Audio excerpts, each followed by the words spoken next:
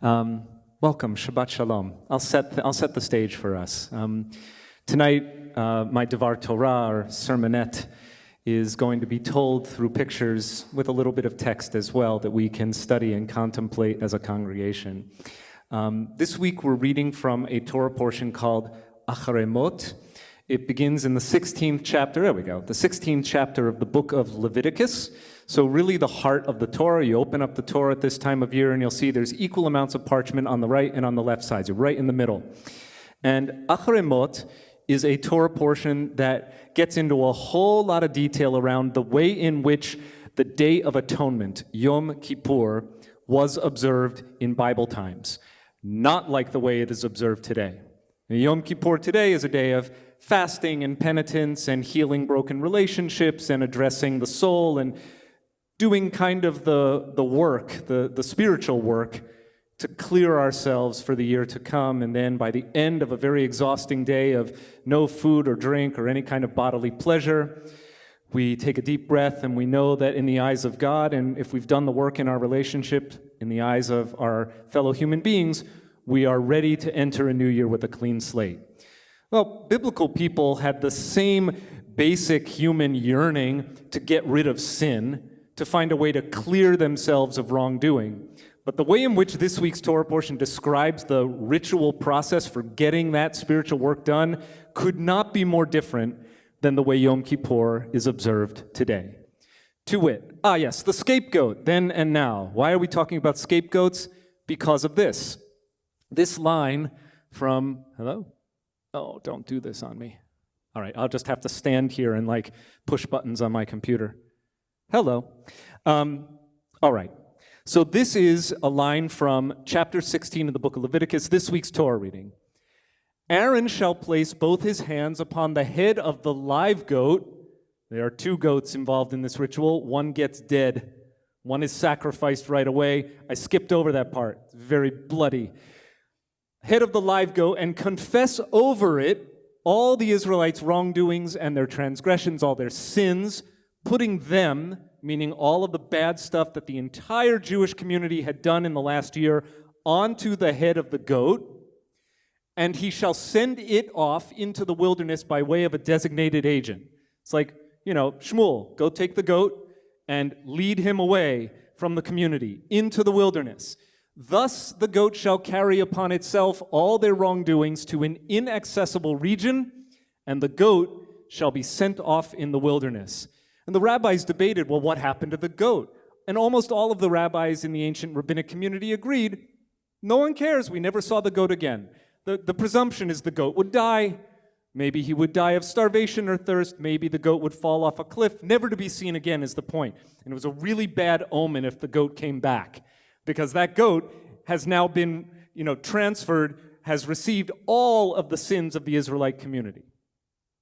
This is a strange ritual, but I'm not making this up. This is really in the Torah. And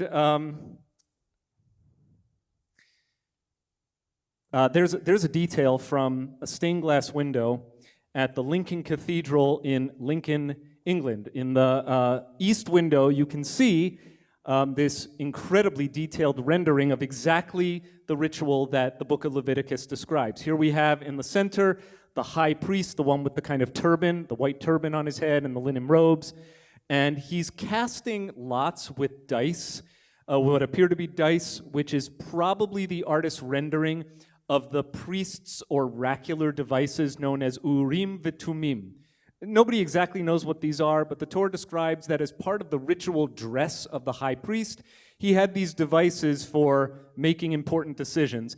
And then you see there's Shmuel with the goat. He's the designated agent. And I don't know who the poor Shmo is in the background looking at this, but he must just be a representative Israelite. He's kind of crouched over. He feels guilty about his sins. He can't wait to get rid of the goat into the wilderness because he knows that goat is going to carry off all of his bad deeds from the last year. And here we actually have two goats.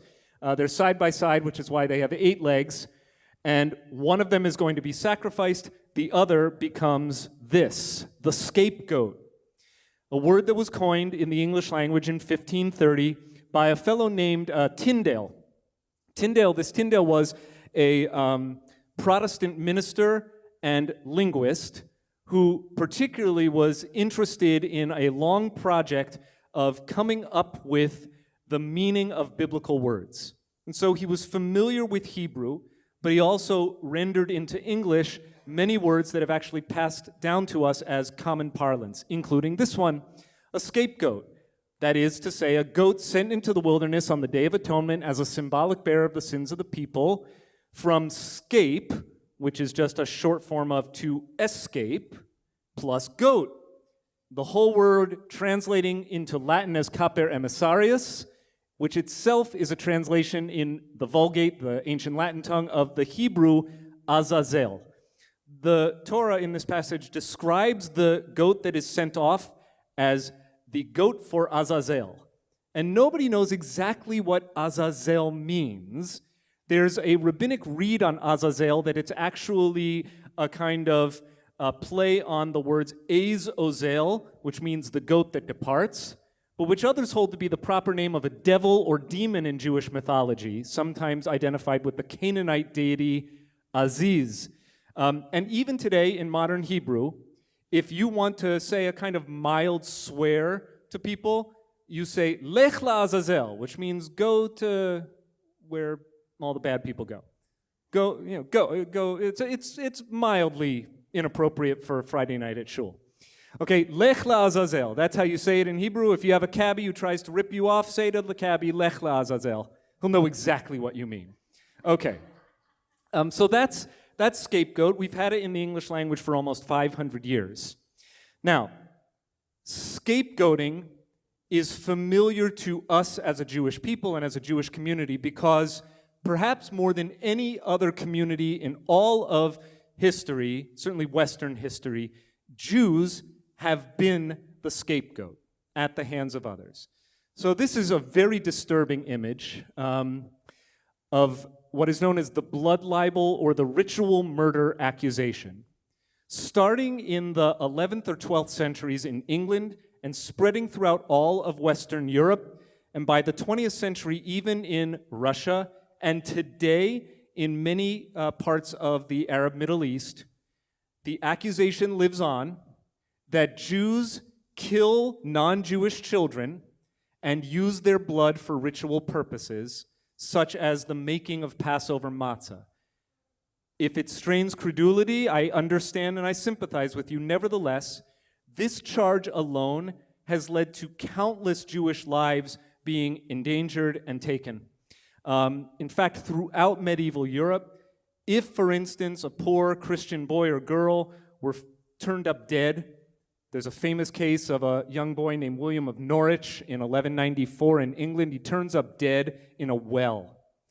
And the Jewish community is rounded up en masse. They are accused of using William of Norwich's blood to make Passover matzah, and they are burned by the dozens at the stake.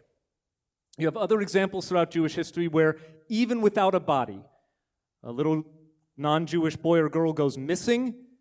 Jews are rounded up, accused of ritual murder, accused of the blood libel, and burned at the stake. Many Jews were expelled from their countries that they had called home because of this charge, because they were scapegoated every time a non-Jewish boy or girl turned up dead or missing. Ritual murder. And so I'm not going to get into the details of the image. It speaks for itself. But we are not the only people in history to endure scapegoating. I'll show you one other powerful image. This may be a little bit more familiar. This is Nazi propaganda. And I'll translate some of the German while I've already done it. Nazi propaganda scapegoating der Jude, the Jew. And what you have an image of here is fists raised in defiance, the proud German people. And then you can see that a hand is pulling back the curtain to reveal a war-torn landscape, right? Fires burning in the background on the horizon. And then this very menacing, bloated face with heavy-set eyebrows and a prominent hooked nose. And what it says here is, der Jude, the Jew, Kriegsanstifter, which means a war instigator, Kriegsverlängerer, a warmonger. So in the midst of World War II, and this is unbelievable knowing what we know about who was actually responsible for World War II, Jews were being blamed for fomenting the war. This is just one of countless examples of Nazi propaganda that scapegoated Jews for the problems of Germany, going back well before World War II. But as I've said, Jews are not the only scapegoats in history. What you're looking at, I won't read it, but what you're looking at on the left is an actual photo of Executive Order 9066, which was issued by President Franklin Roosevelt on February 19, 1942, and which authorized the evacuation of all persons deemed to be a threat to national security from the West Coast to relocation centers further inland. And this basically, although the text is very wiggly, and it doesn't specifically say take all the Japanese Americans and intern them in camps, that's exactly what happened. This was the executive order that authorized the powers that be to use whatever they had at their discretion to relocate Japanese Americans to the infamous internment camp. And over the next half a year, more than 100,000 men, women, and children of Japanese ancestry who were Americans were relocated to these relocation centers that came to be known as internment camps because they were being scapegoated for the role of Japan in the war, and they were deemed as suspicious, possible. In the first line of this, it references espionage, so maybe they were spies. That was what was being scapegoated on the Japanese Americans. The image here. This shows fathers with their children on their shoulders. These are Syrian refugees. This picture was taken in Germany in 2015. But I reference in the caption here what happened on November 13th, 2015, which I'll never forget. It was a Friday night, and I remember learning this as soon as I came off the bima, what had happened in coordinated attacks all around Paris, most infamously at the Bataclan concert hall, where over 130 were killed and another 351 injured, many of them grievously injured. The mastermind of the attacks was actually killed in a police raid within, I think, a day or so of the Paris attacks. His name was Abdelhamid Abaoud. He was a 28-year-old Belgian national. His father happens to have been an immigrant from Morocco. But this was, I believe, the signature event in the unfolding massive Syrian refugee crisis that led to many countries in the West, Paris, Germany, Hungary, many Central European countries, and the United States of America, scapegoating variously refugees, Muslims, Syrians, people of Middle Eastern descent for all of the problems, economic, political, military, what have you, that many of these countries were facing. Not long after, an American candidate for president would begin talking about the threat from Muslim countries and would eventually, in his first week in office, impose a ban on people from Muslim-majority countries. Scapegoating. So let's not only put this on enemies of the Jewish people. Now, this image was taken in 2014, just so you understand how long this has been going on. This was a photograph taken in far eastern Ukraine, all around the areas that are most under siege right now. This picture actually was taken in Crimea, which was annexed by Russia. But it pertains to an election coming up in Ukraine where Russians plastered eastern Ukraine with propaganda posters like this that propose that you have a choice in the upcoming election. You can vote to keep or make Ukraine, like on the left, a country of Nazism and barbed wire, or on the right, blue sky, the colors of the Russian flag. Right, so this is how Russians have been using Ukraine as a scapegoat for 8 years before they massed on Ukraine's border over the past 6 months and eventually invaded on February 24th, just a little over 2 months ago. You must understand that one of the reasons that many Russians actually believe that the war is for a good cause is because of the scapegoating of Ukraine that didn't just start a few months ago. Russia has been scapegoating Ukraine as a Nazi invader country for at least 8 years, if not more. And this image is but one potent example. And we know the result When you scapegoat a country like this, you end up with people who must leave. Time and again, the scapegoat has been cast out like the original goat for Azazel into the wilderness. This is what you get when you scapegoat people. You get an image that was taken just last week in Kharkiv, Ukraine's second largest city.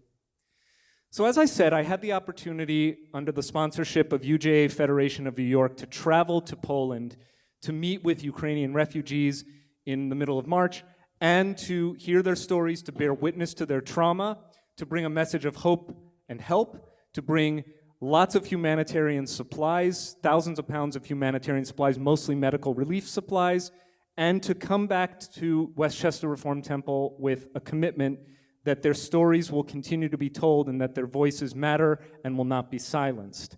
So here we are, our group of rabbis, with just a small portion of the bags of medical supplies that we brought. And the first stop we made was to the JCC of Warsaw.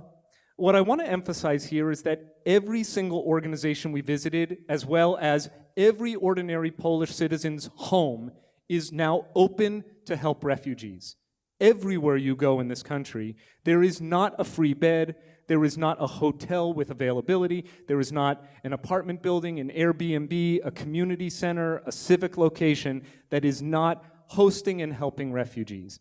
We met, for instance, with a company that up until a few months ago was providing Holocaust education by taking teenagers in Poland and driving them around to visit the extermination camps. This past week, by the way, was Yom HaShoah, the day of remembering the Holocaust. And, by the way, the full name of the holiday is also Remembering Deeds of Heroism. So I want to single out the heroism of those Holocaust educators that decided if they're not using their tour buses to educate youth about the Holocaust, they're going to use their tour buses to bring refugees away from the dangers of the border to safer locations within Poland, and from there, perhaps to new lives in Europe. These refugees we met at the lobby of the Warsaw Novotel.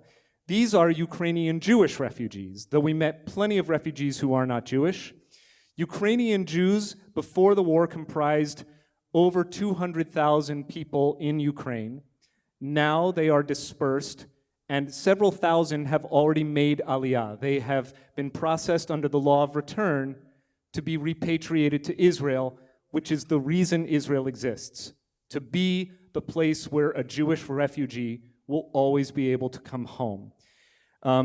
On the last day of our trip, you see us now sending off these same Jewish refugees with little Israeli flags that the woman with the blonde hair and the plaid blanket and her daughter and son are waving an Israeli flag. They don't speak a word of Hebrew. They don't speak a word of Polish. They spoke to us in Russian through an interpreter. But they are now living in Israel. And this man is among them. This is a 95-year-old survivor of the war. He was living by himself in an apartment in Kyiv. 2 months before the war broke out, his son and grandkids left Ukraine to make aliyah to Israel. They saw the troops massing on the border. They said, "We're out of here." And with the help of the Jewish Agency for Israel, they left, and now they live in Israel. But when the war broke out, the son was very worried about his very old father, who did not want to leave even though he saw the signs coming. His father said, "What are you talking about? Kyiv is my home. I don't speak Hebrew. I don't want to move to Israel. I'm 95. But when war broke out, things changed. His son made an incredibly dangerous and daring journey back through Kazakhstan into Ukraine, extricated his dad from Kyiv while under bombardment, took 3 days standing in sub-freezing temperatures to cross the border from Ukraine over to Poland, watching several other people more infirm than this gentleman die of hypothermia and other medical infirmities. And we met him and heard his story. Many people said, was it just sheer panic? No. It was this face, the face of a person who's been hollowed out by the trauma of war, absolutely bone exhausted, and yet has nowhere else to go, like the scapegoat cast into the wilderness. He now lives in Israel with his family. Here are a couple more heroes. The mayor of Chichanov, receiving some of our supplies on the left, and an American who made Aliyah to Israel over 20 years ago named Mike Atkinson, who's the board member and an emergency medical technician for an Israeli disaster relief organization called Natan, and he claims to be Rick Jacobs' second cousin, by the way, Rabbi Rick Jacobs. This gentleman has now devoted 2 months of his life to helping refugees. He flew to Poland at the beginning of the war and just returned back to Israel. He gave us each an orange vest so that we could go into a refugee processing center here, which used to be a shopping center very much like the Cross County Mall. Only now imagine that the halls are clear, but every storefront has been completely emptied out to be replaced with cots.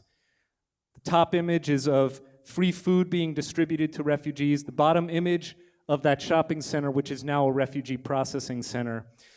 In one storefront, you might find medical assistance, in another one, legal counsel, another one, psychological trauma counseling, and another one, you might find people who are just charging their phones trying to reach loved ones, discovering anywhere they might be able to go. If you're watching the nightly news, you've seen this train station. You've seen what happens to history's scapegoats. They end up massing in the train station in Przemysl, Poland. Yes, Przemysl, P-R-Z-E-M-Y-S-L, pronounced Przemysl. One of the things I learned on my trip is how to speak just a couple words of Polish. And you see that it is just not 1 square inch that is not occupied by a human being who once had a home. Along the border, makeshift kiosks in a makeshift camp. You notice in the lower left, one of the first flags you see if you cross over from Ukraine into Poland on foot at this border crossing, the first thing you see is the flag of Israel. That's the border. I'll tell you more about why you see the flag of Israel, but on the other side of that fence is Ukraine. In the background, right here, a family of refugees crossing on foot. Let's get a different look. If you turn around from this spot, you're facing the flag of Israel again. That's a medical relief tent. The very first people that refugees crossing over at this place in Medjugorje, Poland, meet are Israeli medical technicians, doctors, and nurses. They're able to go into this tent and receive first aid or other medications and supplies. Like this woman. Sorry, that's our group. We haven't moved, by the way. I'm just doing a 360. We're in the exact same location for all of these pictures. This woman, whose toddler is being held by Polish military, we watched her walk over on foot. This picture was taken 5 minutes earlier, so there she is with her family. I had more luggage for 3 days of travel than this refugee family had for the rest of their lives. Everything they have with them, they could carry. This gentleman is a volunteer with the Joint Distribution Committee, another Jewish organization positioned on the ground. Okay, the last thing I want to share with you. This is really just a walkthrough of what happens to history's scapegoats, but this is only the beginning of their journey. The question is, what will we as Jews, as a Jewish community, do in an ongoing and supportive way to make sure that their journey has a redemptive ending? So I'll share with you one possible redemptive image. You won't be able to make out much of the sound, but I'll play it anyway. This was our connecting flight on the way home from Warsaw through Amsterdam. The pilot comes into the cabin to explain to the passengers with an apology that we've been delayed for 45 minutes taking off. And I just want you to notice what happens, because most of the time when there's a delay, the cabin doesn't respond this way. It's good to have all these Ukrainian refugees on board to be able to help. All right, we're all applauding because what the captain just said was, thank you for your patience. We have a number of Ukrainian refugees on board, and it took us longer than expected to process all of their paperwork. So now these people live in Amsterdam, in Berlin, in the UK, in France, and from there, who knows where their next homes will be. Thank you for joining me on this journey, and thank you for the ongoing commitment to make sure that when we as a Jewish people say never again, we understand that that's not a guaranteed outcome in this world. It's something we have to work and work and work to achieve. Shabbat Shalom.